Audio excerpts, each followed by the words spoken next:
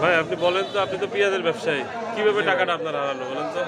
ভাই আমি এই বাজারের ভিতর ঢুকে আমার আব্বা আমার পিছনে বসা, ওই মাঝখানে ছিল ব্যাগটা, ওইখানে মোটরসাইকেল রেখে মাঝখানে এখানে এসে আর ওই আরাফাত ভাইয়ের টাকাটা দেওয়ার জন্য বলছি। তা বলছে ভাই আমার আর একজনের কাছে ওই আর একজনের টাকা আছে, তা আপনি ক্যাশটা ডিল করেন।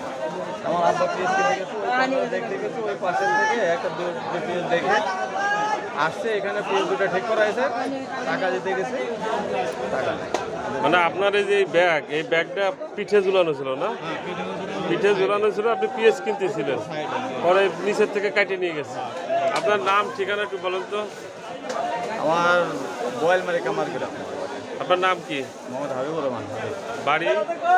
কামারগ্রাম, বোয়ালমারি কামারগ্রাম। বাবার নাম কি? খলিলুর রহমান মোল্লা। খলিলুর রহমান মোল্লা না? এর আগেও কি সকাল বাজার আপনি এসে পেঁয়াজ কিনছেন? হ্যাঁ, এর আগে এই ঘরেতে পেঁয়াজ কিনছি, অনেক পেঁয়াজ কিনছি। অনেক আগে আমার আরো অনেক আগে থেকে কেনাকাটা আছে, কেনাকাটা করে। তো আমার এই প্রথম দুর্ঘটনা। বুঝতে পারছি।